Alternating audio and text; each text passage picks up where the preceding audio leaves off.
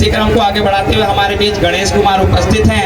कक्षा 12वीं के छात्र हैं। 10 साल तक इनको मैंने पढ़ाया है। जब ये 3.5 साल के थे उस वक्त से लेकर के मैंने इनको अब तक 2 वर्ष पूर्व में मैंने इनको पढ़ा करके इतना बड़ा किया है। बहुत लंबे समय से मेरे विद्यार्थी रहे हैं।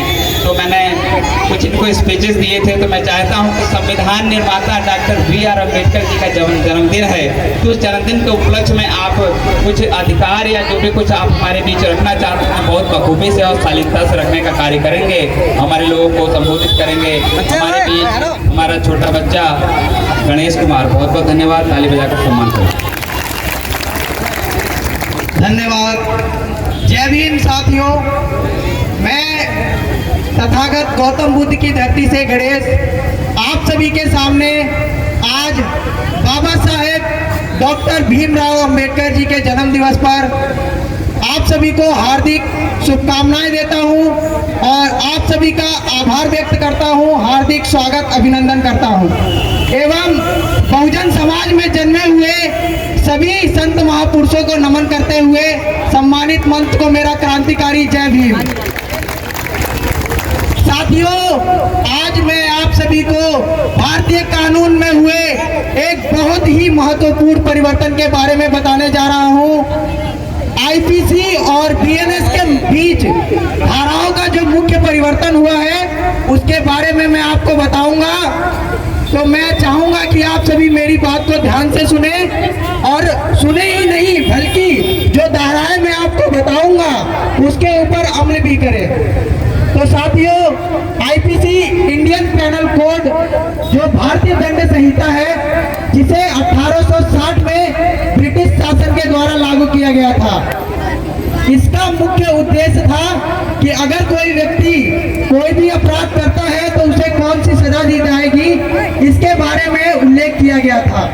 लेकिन भारत सरकार ने 2023 में भारतीय संसद में एक नया कानून पास किया जिसका नाम है भारतीय न्याय संहिता।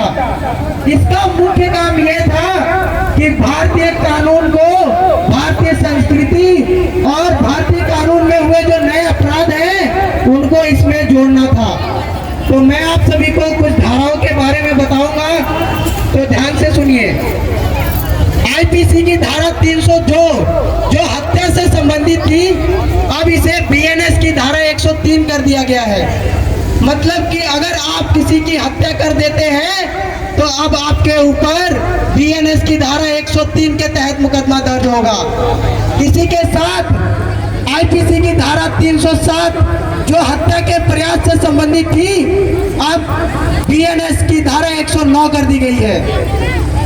धोखाधड़ी या चीटिंग आईपीसी की धारा 420 के अंतर्गत आता था, लेकिन अब बीएनएस की धारा 318 के अंतर्गत आता है। महिलाओं के साथ छेड़छाड़ जो आईपीसी की धारा 354 के अंतर्गत आती थी, अब बीएनएस की धारा 73 हो गई है। और गैर कानूनी सभा का आयोजन करना आईपीसी की धारा 144 अब बीएनएस की धारा 189 हो गई है। दहेज प्रताड़ना में आईपीसी की धारा 498A के तहत मुकदमा दर्ज होता था, लेकिन अब बीएनएस की धारा 141 के अंतर्गत मुकदमा दर्ज होता है।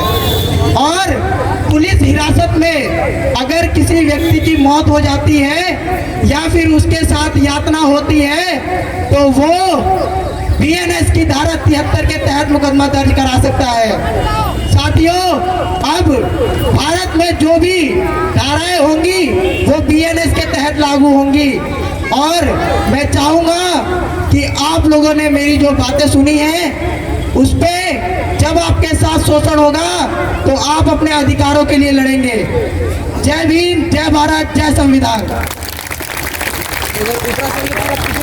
बहुत खूबसूरत कानून का ज्ञान हमारे बच्चे ने दिया है। ऐसा लग रहा है कि हमारा